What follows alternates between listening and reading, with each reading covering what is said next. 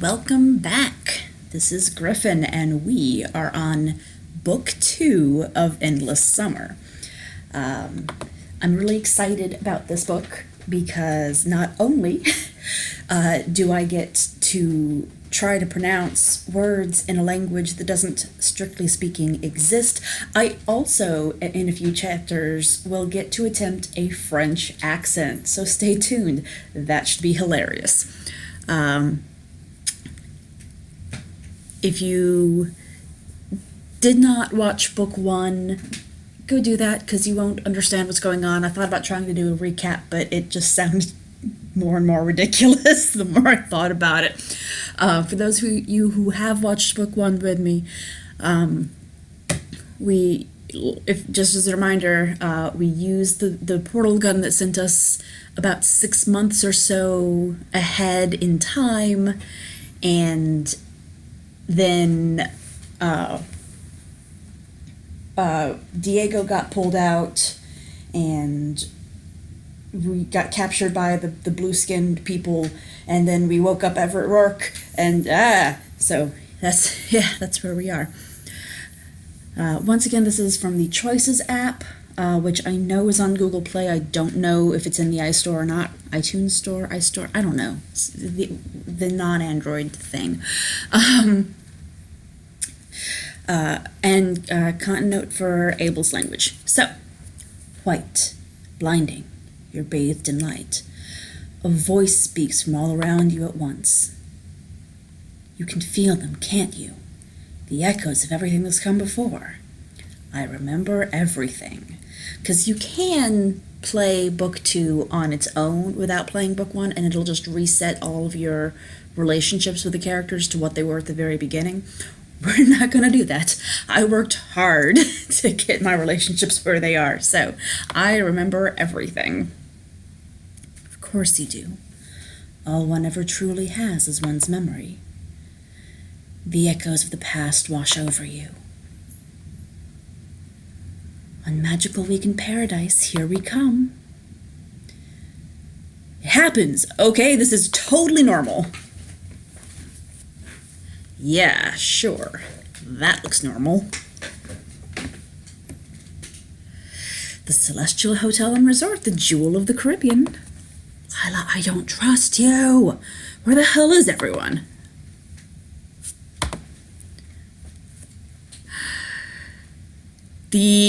So if you missed it the first time, here is the rainbow butterfly seahorse.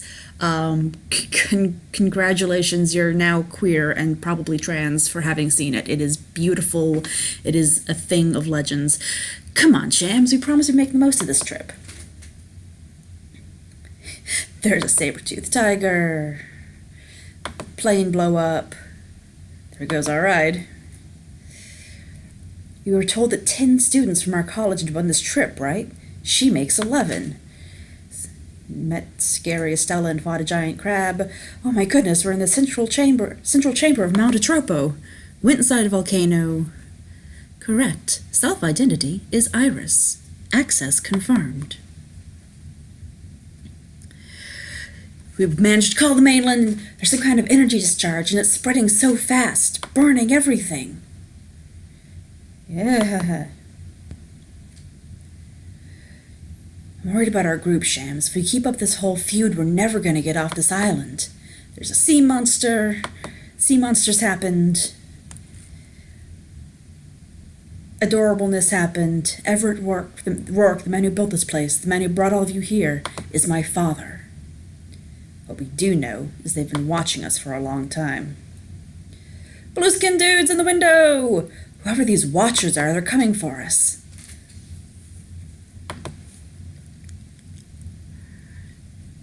We've got no idea where this thing will send us or when. Even if this is for my path end, Shams, I'm so grateful it led me to you.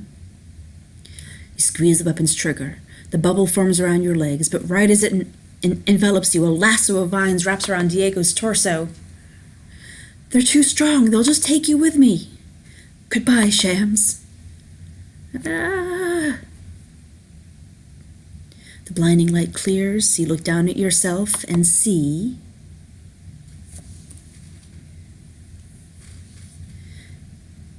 Yes, we're going to keep our old look and our old name. We're not going to change to a different face or hair or anything.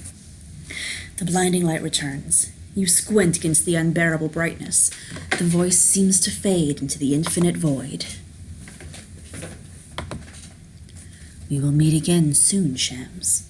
All that ever was, is, and shall be depends on your choices. No pressure. So we did get a recap. And if you haven't watched the first set of videos, it was probably just as confusing as I predicted it would be. And suddenly you're back on the rooftop of the Celestial, exactly where you had stood. Your friends surround you, stunned and unsteady. That light, it's gone. So are the Watchers. We made it through the portal. Wait, Shams, where's Diego? Welcome back, old friends. It has been some time since last we spoke. Scanning records. Last interaction on the Celestial's rooftop 204 days ago. So we left Diego in the hands of those people for that whole time? There's no going back. Diego.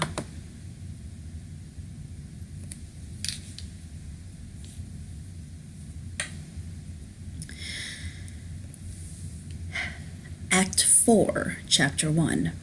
The unknown has always been a comfort to me.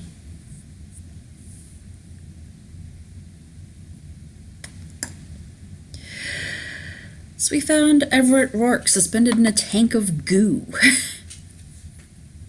An hour later, you're standing in the immaculate office on the top floor of the Celestial.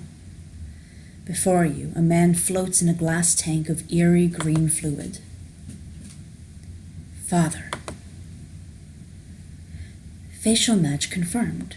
That is indeed Everett Rourke. What on earth is he doing here? Has he been here all along? You're telling me the whole time we were walking around this office, the man responsible for all of this was just floating here. Alistair walks up to the tank, icily staring at his father's slumbering face. You can't hide from me now, Father. Now you have to face me. Yeah, the rest of us might have some questions for him, too. Now, how do we get him out of... Estella is already hitting buttons on the computer. The green fluid in the glass tank begins to drain. The various tubes leave Rourke suspended in air. I advise against waking him suddenly. Long periods of suspended animation could prove...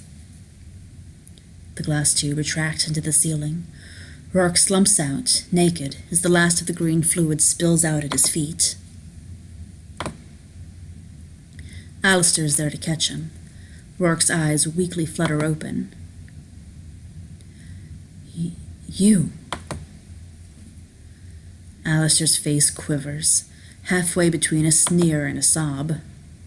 Yes, it's me. Rourke feebly pushes himself up.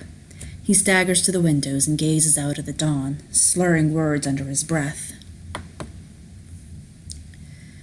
The endless is... The endless? What is that? What are you talking about? Rourke turns toward you. Wham! Estella slugs him in the face. Estella! Rourke topples backward, crashing through his desk chair, and goes sprawling. Estella pursues him. Estella, I advise restraint. Iris's hologram flickers into Estella's path, but she marches straight through the projection. You dart in front of Estella and hold up your hands. Estella, hang on, what are you doing? He's responsible for all of this, Shams. It's time he answers for it. You look from Estella to Alistair, to Rourke's crumpled form, who's still moaning nonsense.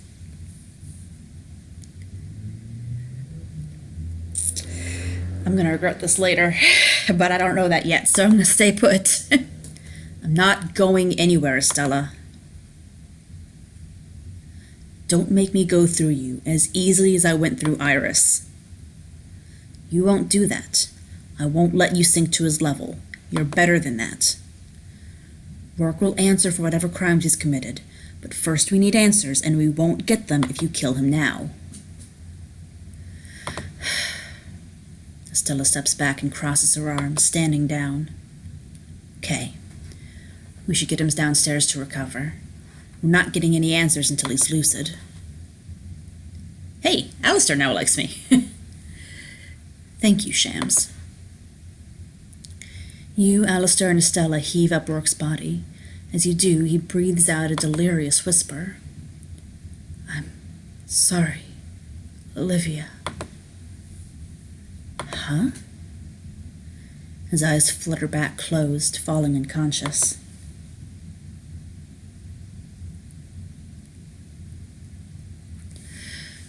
Dawn is breaking, its cool light barely visible through the glass roof above the Celestial's grand atrium.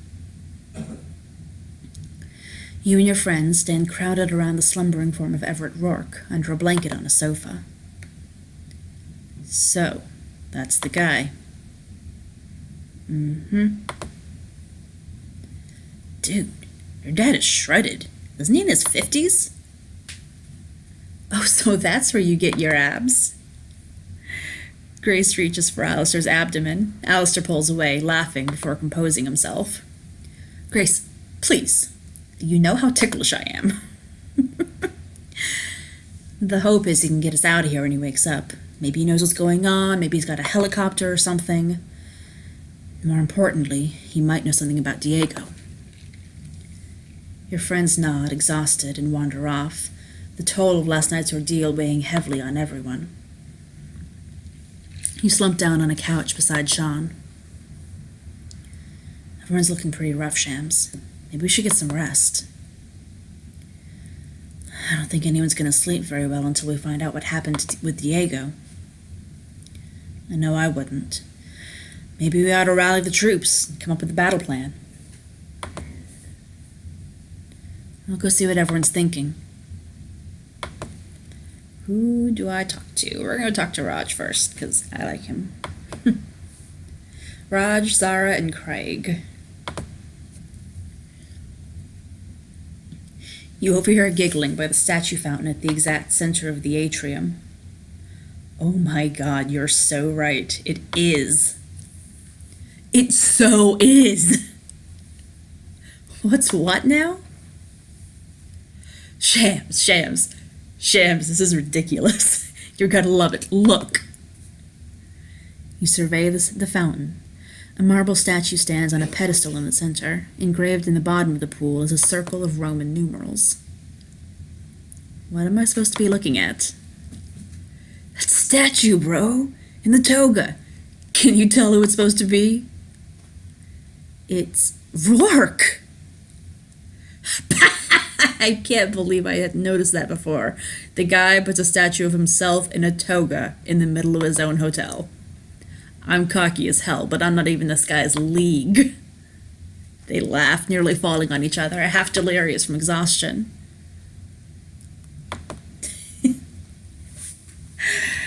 I love when I hang out with Zara, Craig, and Raj, or any combination of those three, because, like, just for a moment, stuff doesn't have to be serious. I'm not pursuing a relationship with any of them, and we're not researching anything important. We can just make stupid jokes. It's like, does this guy even know how the Roman Empire ended? With the sack of Rome? Oh my God, Shams just said sack. I'm dying. I can't breathe. Craig, really? Shams, I don't know if what you said was funny. I'm probably just crazy right now, but you're the best and I love you. Zara throws an arm over your shoulder. To get real for a second, I know things are hard right now, but sometimes people gotta laugh to stay alive. She ruffles your hair and walks off. Zara is the only person who would ever be allowed to ruffle my hair. Well, and Jake. Okay. Who do I talk to? Let's talk to Grace and Alistair. Yep.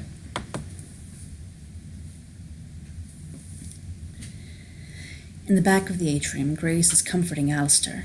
He sits stoically, watching his sleeping father. Grace rests her hand on his knee. Hey guys, how you holding up, Alistair? He's okay. Knowing my father's alive is part of me wished he were dead. At least then he'd have the excuse to never see me. Alistair, I know how you feel. My mom is more similar to him than you'd think. But I know how much I'd miss her if I lost her, and how much I miss her right now.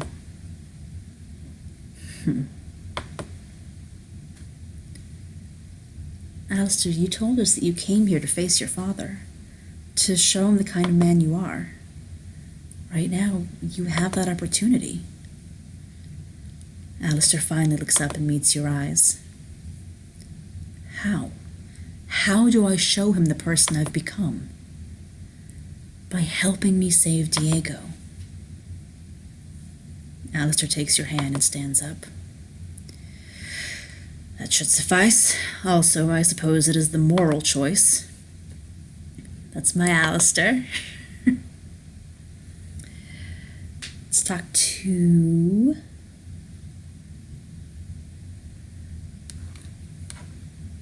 Michelle, Quinn, and Iris.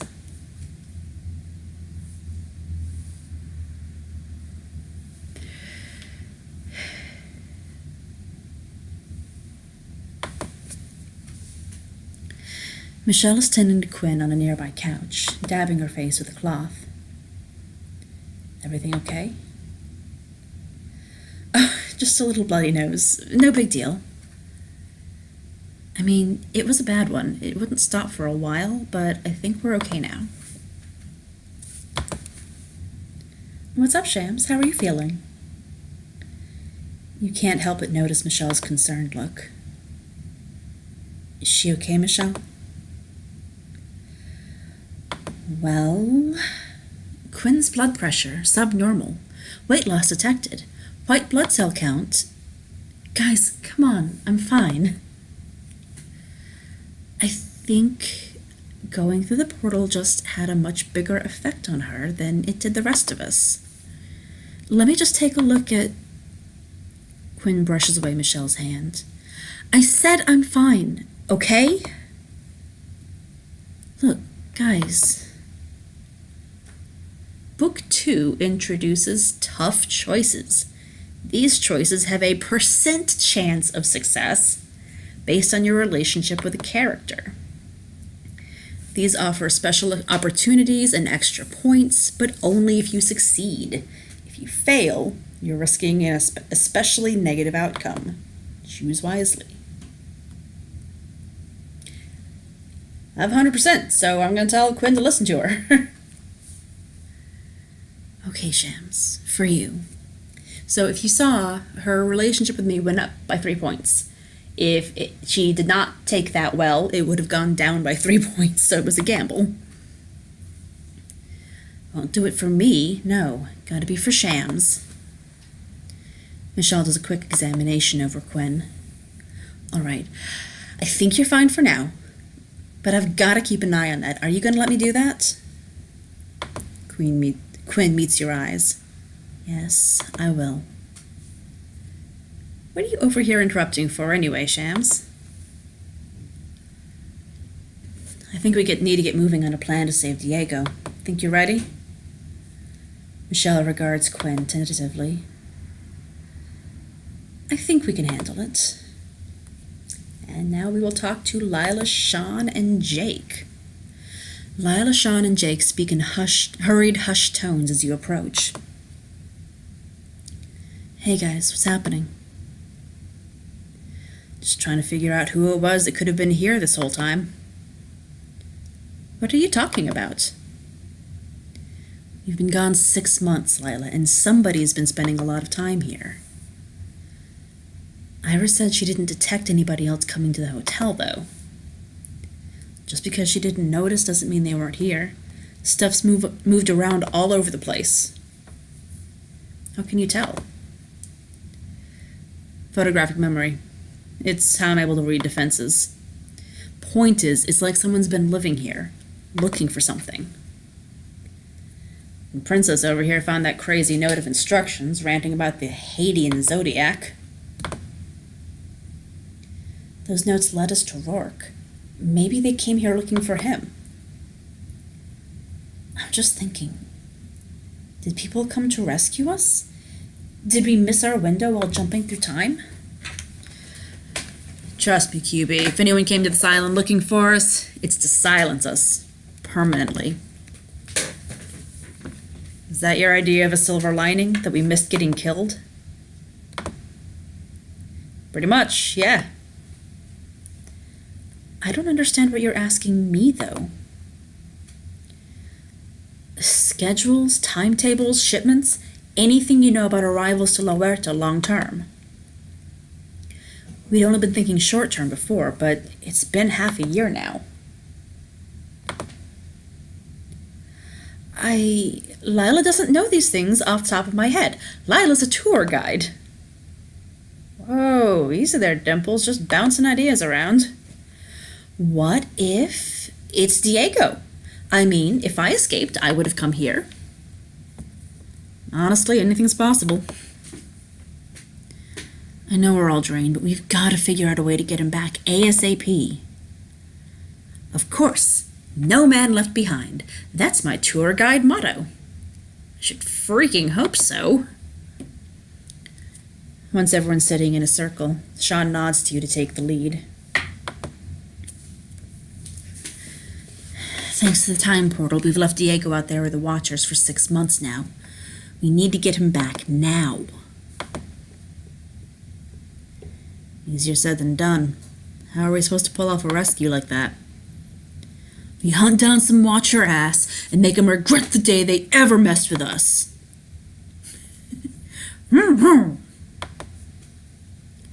We don't even know where they are, Rambo. I vote for an expedition. Something to get a read on our new situation and pick up the trail.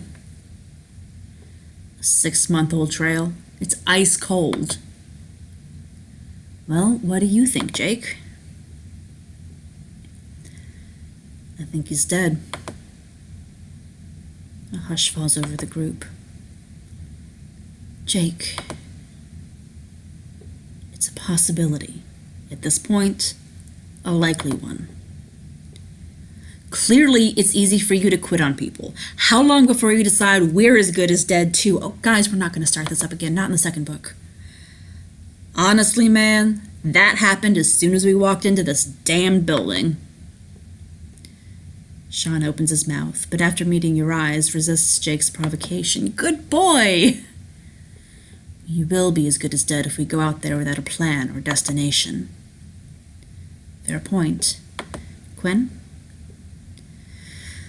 I'll follow your lead, Shams. I'm just afraid of losing more of us. All right. Then the best thing we can do is try to find some answers here first. Something that'll tell us where the Watchers took Diego. Sean gets up and claps his hands. Okay, people. Now it's been a long, long day. We've got people counting on us. Freshen up a little, but then we've got to search this place up and down. What about him? Zara nods towards Rourke's unconscious form, motionless on the couch. I don't think he's going anywhere. Never abandon the unconscious okay, whatever. You head up to your room. Opening the door, you immediately feel a cool sea breeze.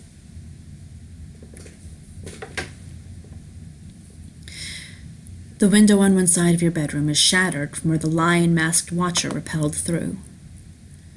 Oh, right. That happened. A few leaves managed to blow it over in the last 6 months. A seagull is perched comfortably on the windowsill. It squawks at you. Go on, get out of here. The gull flaps off over the sea. You walk into the bathroom, turn on the sink, and throw ice-cold water on your face. You look up in the mirror and... Man, in here I thought I looked like hell. You whip around. Nobody's there. Guilt hallucinations. Not a great sign. You've been having visions the whole first book. Come on. You turn back to the mirror and study yourself. Guess it has been one hell of a day. 24 hours ago, I was heading to the marina to look for a boat. Maybe I should change into something nice. After all, I'll probably be spending time in close quarters with someone pretty soon. You can change your outfit at almost any time in the closet. Just tap the hanger button on the bottom right. What you're wearing affects the story in different ways depending on who you're with, or even your current environment. Make sure to wear the right outfit for the situation. So now we're seeing a little bit of the roots of the Choices app, which was originally romance, and you'd have to have lots of different outfits to choose from.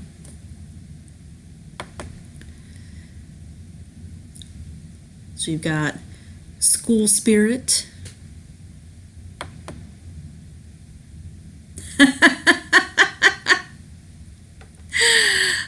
This is actually a fandom shirt for another game in the app, which is Crown and the Flame. Apparently it's like a TV show in this world. I don't know. Anyway, it's shipping Kenna with Dom, so we're gonna know. The basic, this is what I was wearing at the very beginning. Let's go back to the outfits, see what else we have. Tropical. Fire Festival, oh my. I mean, I kind of like this look.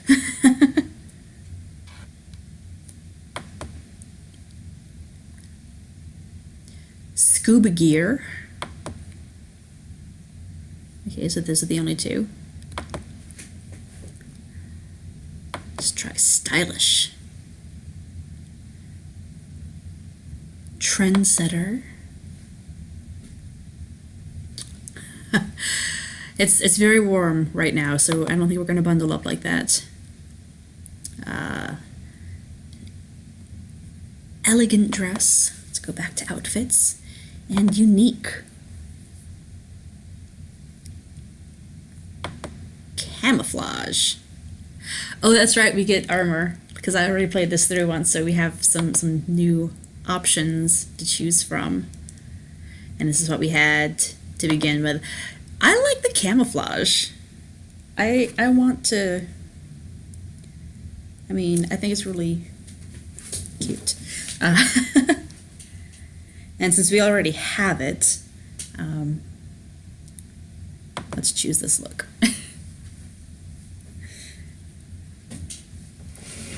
Alright, all set. I have mastered the closet. I make this look good. I do, it's true. You head back to the atrium. Gotta help find answers to where the watch took Diego. But, who should I spend the time with?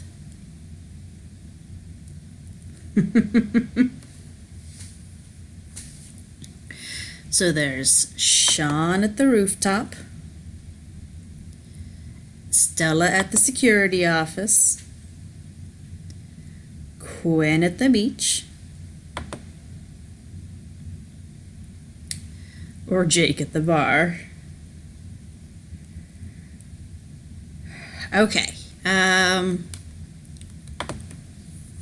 we're gonna go with Quinn. I should have worn the Fire Festival outfit. You find Quinn out on the beach beyond the hotel pool area. Her hair coils and flutters in the wind. She spots you. Come here, look what I found. Quinn gestures to the black volcanic rocks strewn along the beach, stark against the bright sand. Look how they're placed. Take a step back and see they're spelling out enormous letters. SOS. Someone signaling for help? Did one of us do this? This definitely wasn't here when we jumped. Maybe our mysterious visitor? Let's just hope that Lila's idea was right. Diego escaped the Watchers, and this was him. Quinn falls quiet. She curls her toes in the sand and scrunches her face. What about what Jake said? Do you think he's even alive right now?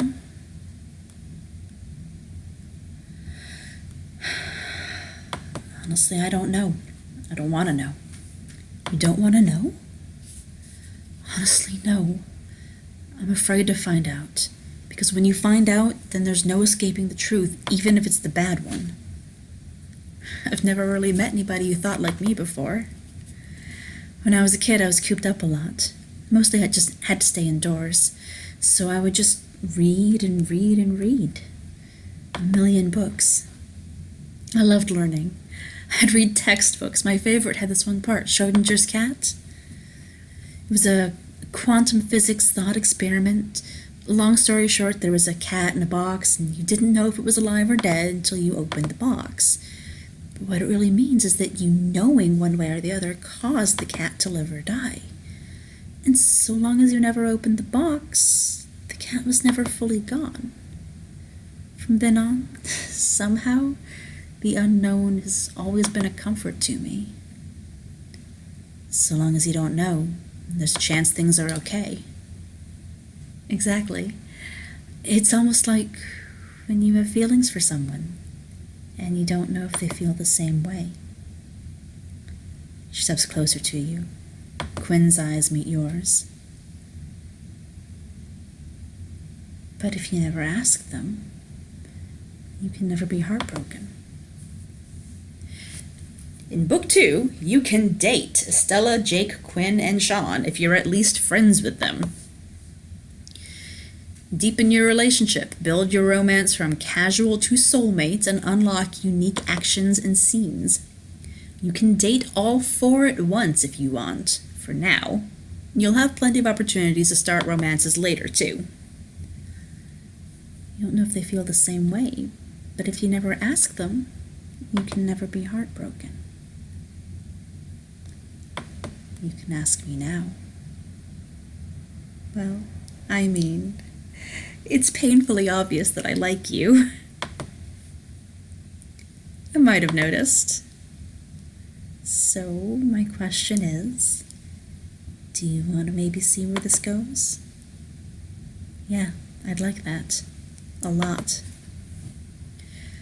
I am now dating Quinn! Me too.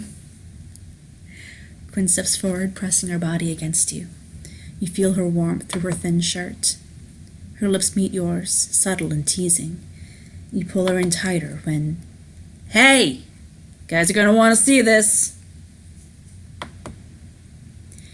You hear Zara shouting from back at the hotel.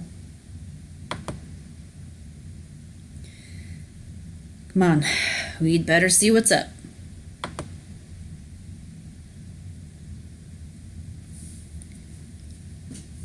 You catch up to Zara on the first floor, just as the others arrive.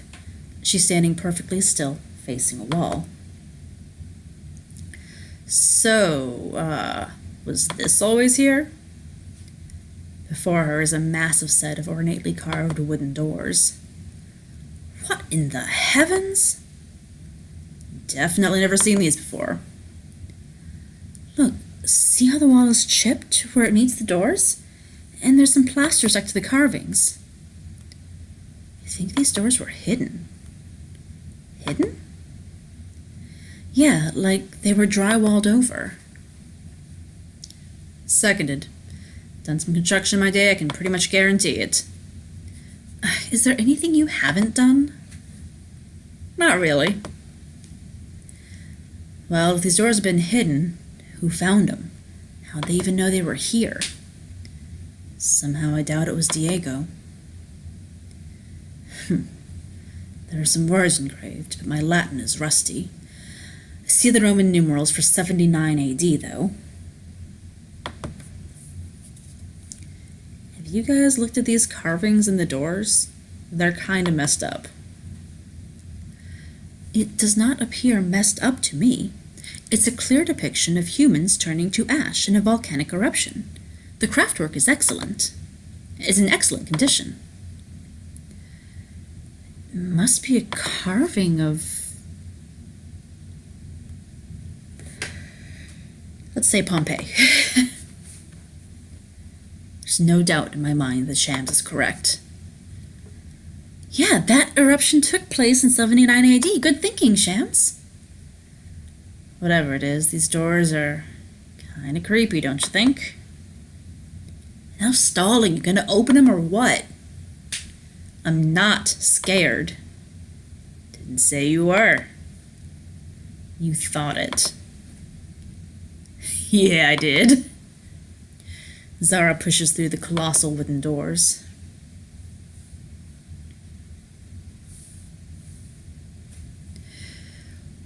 Whew.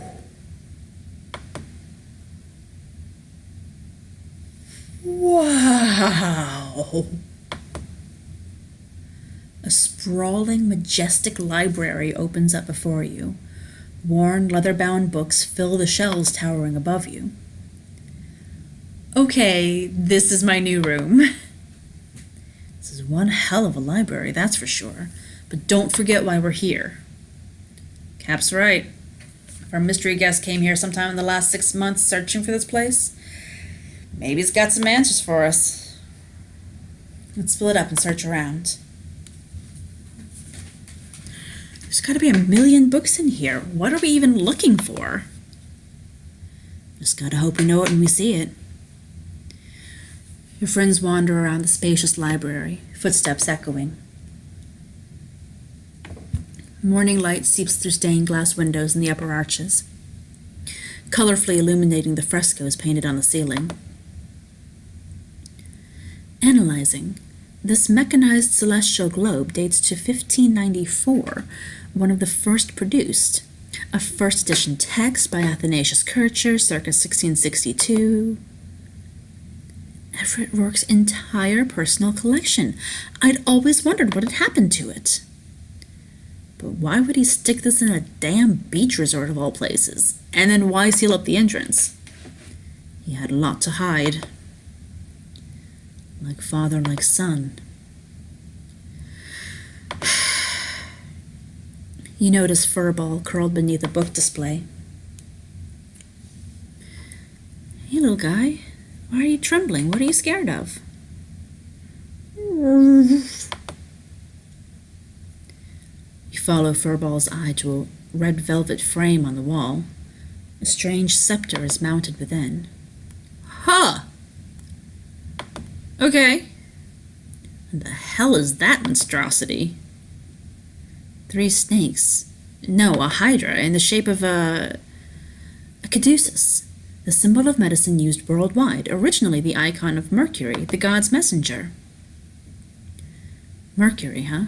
So the scepter is Roman, like Pompeii? Analyzing. Origin undetermined. Odd. This is the only article in the library I cannot identify. That's because it looks like it came from Hot Topic. Did you see the inscription on the frame? O Mercury, herald of that shining hour when glory's house stands open. Homeric Odes, chapter 12. The Homeric Odes, I just saw a volume of those on a shelf. Yeah, here it is. Open. You take the heavy book and flip to chapter 12. His staffed aloft o'er glimmering waters, the herald god marked the height of the day. And lo, the path to the depths yawned open. To conquer the heavens, a man must journey below. What could it mean? It has to be important. Well, the staff of the herald god, that's got to be the thing, right? The caduceus.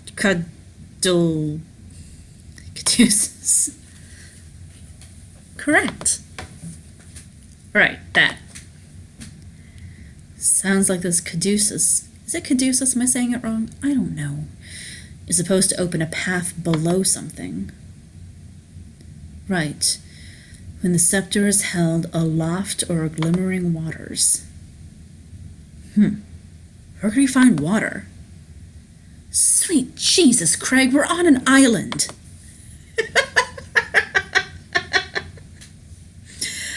More specific, maybe? Where have we seen someone standing over glimmering water? At the atrium. That's what I was gonna say. Yeah, the statue of Rourke over the fountain's glimmering waters, marking the height of day. It's a freaking sundial. When we give the staff to the herald, the fountain becomes a sundial. And the sundial opens the path. But wait, how are we supposed to know what time it opens? Think about what we know. It's gotta be... What do you say? If I recall, it was noon. We're gonna say it's noon. The height of day, chapter 12. Of course. My watch says it's almost noon right now. We can make it if we hurry. Quick, Shams, grab the Twizzler. All right. 1 of 10 clues found. You just found a clue. Collect all clues in an act to unlock an exclusive bonus scene. Replay the chapters to find them all. Got it, let's go.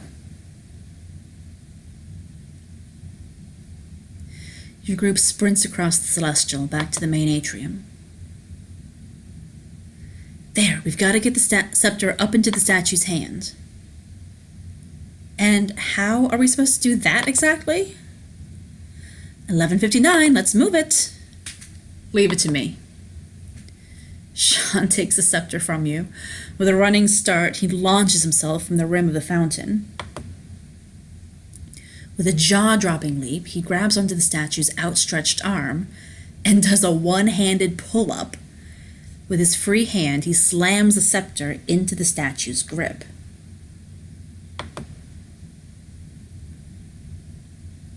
And now it's got the scepter. Got it. Sean swings and vaults off the sundial, landing on his feet at the other side of the fountain. Like a boss. Wow, I'm actually impressed. Show off. Time, Lila? 12 on the dot. Everyone stares at the statue.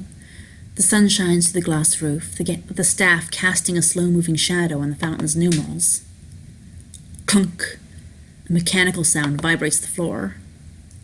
Oh, watch out! The tiles beyond the fountain drop down into the floor, forming a staircase down. Okay, that's actually pretty dope. Alright, folks, guess we're going down into whatever sex dungeon Rourke has set up. Was that mental image really necessary? You know, Malfoy, I immediately regretted it. I'm sorry.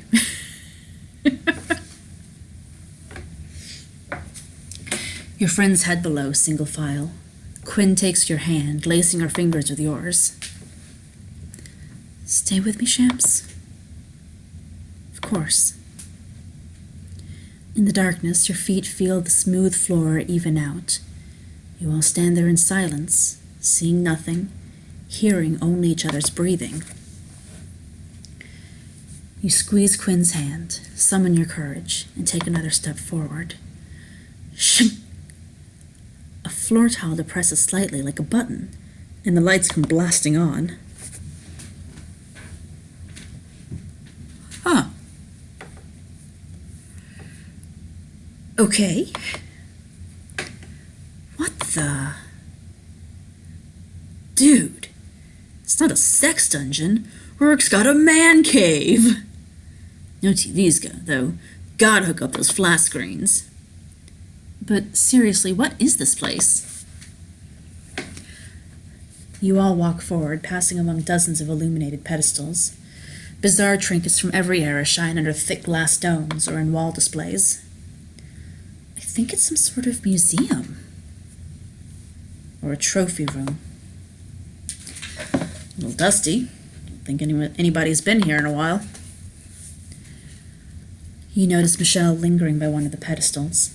A beautiful idol several inches tall gleams within.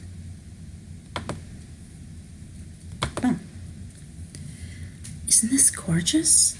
What is it? Is it gold? No, actually, I think it's amber. You press a small green button on the side of the pedestal. The glass dome divides and retracts into the base. Michelle picks up the idol.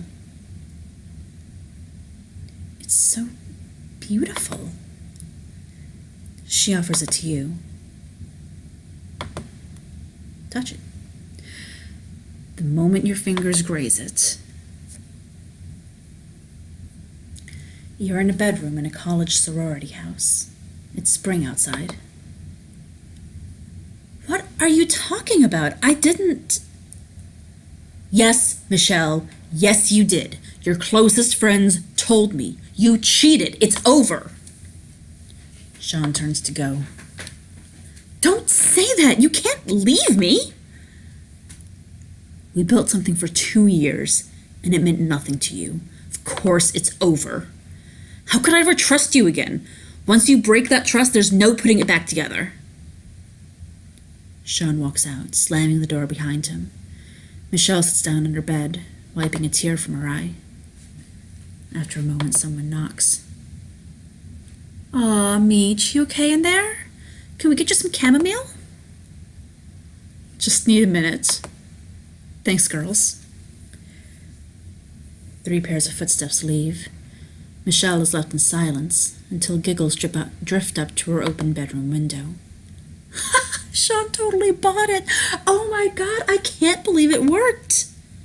You know, she probably did cheat on him sometime or another. That total skank. She thinks she's so smart, so much better than us. How does she not get that everyone in the sorority totally hates her? All the while, you watch Michelle's face. She hears every word, but she doesn't shout or sob. Her eyes just go cold. You're yanked forward as if by your very heart. Suddenly, you're on a storm-swept beach. Pelted by rain, Michelle climbs into a rusted sailboat. Michelle, stop! You're going to get yourself killed, you idiot! No, I'm going. None of you want me here. You never did. You think it's my fault Craig and Alistair are dead. Of course not, Michelle. Just get out of the boat. We're your friends. Even in the plummeting rain, you can see Michelle's tears. No, you're not. She pushes out to sea. Jake runs after her, but it's too late. No, Michelle, that thing's still out there. As her sailboat shrinks in the distance, you see a massive shadow slithering beneath the waves. Michelle!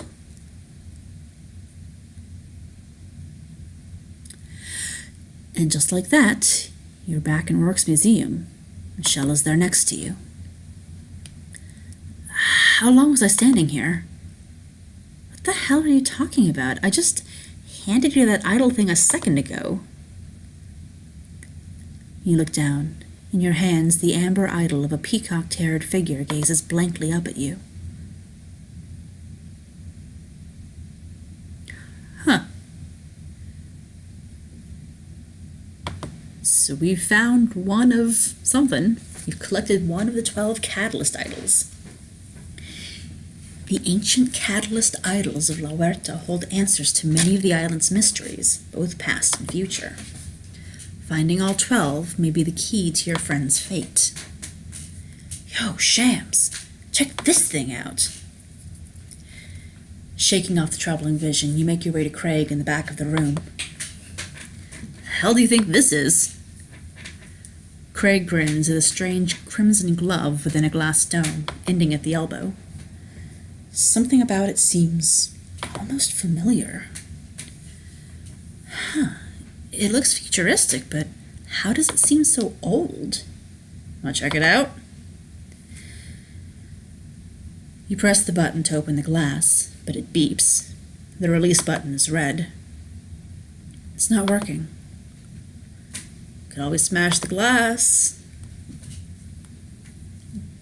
Let's do it. Let's grab the glove. Hell yeah! Craig winds up a punch. Oh, baby, don't punch the glass. Craig shatters the dome, sending glass sprinkling all over the floor. The hell's the matter with you, you maniac? What? It wasn't me. Shams told me to. Yeah, that one's on me. Thanks, Craig. You get a better look at the red glove. Really is kind of patched together, huh? But it's so cool looking. Does it do anything? Try it on. You take the glove off the pedestal and slip it onto your arm. You know what? I know what this is, and I know it's not going to harm you, but have y'all ever read an adventure mystery? Anyway. Do you see this at the bottom? Around the elbow? It's all torn up and kind of scalded. Craig, I think this person's arm was cut off. You put your hand in there? Nasty! You hurriedly pull off the glove as Craig doubles over, laughing. Across the museum, Jake picks up a small, handheld electronic device. Hey, Craigslist. Think I found the remote to those TVs you were looking for. Click. He presses the button a couple times. The batteries might be dead, or... Click! Suddenly, the wall behind Jake splits in two. Whoa! Two panels slide apart, revealing an enormous floor-to-ceiling screen. Oh yeah, baby, that's what your boy's talking about. The screen illuminates, revealing... That's here. That's satellite imagery of La Huerta. Crosshairs flash on screen, pinpointing location in a small bay on the western side of the island. Hostels stronghold. That's helpful. Hostile stronghold? The Hostels. That's what Rourke called the Watchers in that tape at the Volcano Observatory. I think we just found where the Blue Man Group took Diego. We turn to the others.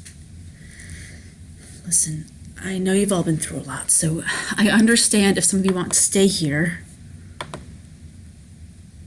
Give it a rest, Shams. Huh? You look from one classmate to the next. Sean folds his arms in defiance. Michelle ties her hair back. Jake picks up an ancient hatchet. Despite everything, each one looks at you, jaws set, their eyes afire with resolve. You already know we're all coming with you. I didn't know that, Zara! Oh my god! Craig cracks his knuckles. Let's go save our friend. The sound of footsteps and a slow clap behind you makes you turn. Well done, friends. You found my toys, I see. Figures you'd be the kind of guy that slow claps. Jake. To be fair, I understand your hostility, but you're going to appreciate very quickly that we are on the same side here. Rourke adjusts his jacket and cracks his neck. You're awake. And you exist. Splendid on both counts. The pleasure, for once, is all mine. What's that supposed to mean? Beside you, Alistair stews in silence, his eyes locked on his father. Rourke spots him. Alistair, my boy. It's been a long time. Okay. And that was, I believe, the end of that chapter.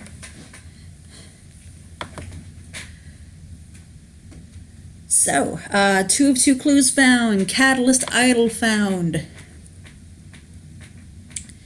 And that's it. So, I'll be back for a little bit, do the second chapter of this new book. I hope that you're enjoying it. I really liked it. It left me very emotional by the end. So, thanks for watching. Check out the links down in the description, and peace.